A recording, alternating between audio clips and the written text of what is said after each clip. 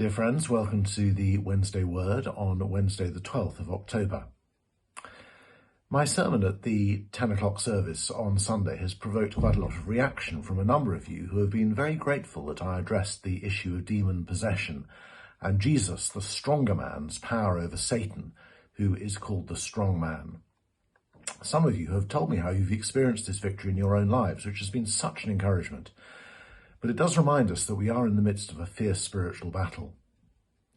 In the book of Revelation, this battle is depicted in various ways, and in chapter 12 as a war in heaven. Then war broke out in heaven. Michael and his angels fought against the dragon, and the dragon and his angels fought back, but he was not strong enough, and they lost their place in heaven.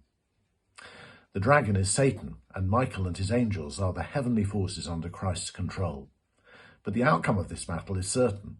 The great dragon was hurled down, that ancient snake called the devil, or Satan, who leads the whole world astray. He was hurled to the earth, and his angels with him.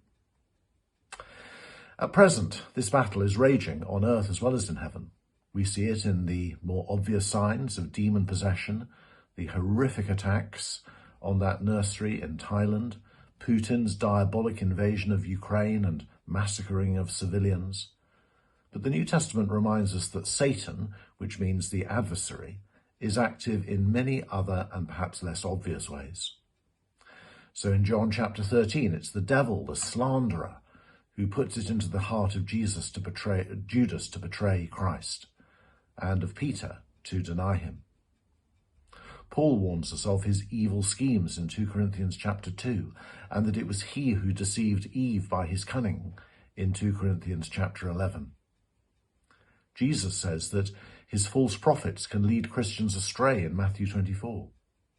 Peter says we're to be self-controlled and alert because our adversary, the devil, prowls around like a roaring lion looking for someone to devour. But, he adds, resist him, standing firm in our faith. And James assures us that if we resist him, he will flee from you. All these references to him suggest that his main tactic is to try to destroy our faith by three dreaded Ds: disobedience, doubt, and deception. The way to resist him is to remember that the battle against him has already been won by Jesus, and that his days are numbered, that he will finally be hurled down, and that he's not strong enough to resist Jesus and his angelic forces. As has often been said, our life on this earth is like the period between D-Day, when the Allied armies invaded Nazi-occupied Europe, and VE Day, when victory finally came. This was a period of intense fighting and heavy losses on both sides. But victory was assured. The enemy was on the run. The Allies had to hold their nerve, keep fighting, and look forward to the final victory. We're in the same position. We are fighting a fierce battle against the world, the flesh, and the devil. But we're on the winning side as the kingdom advances and more ground is won for the Lord Jesus. We see that final victory more and more clearly. Rejoice and claim that victory in today's song by Keith and Kristen Getty, "O Church Arise and Put Your Armour On."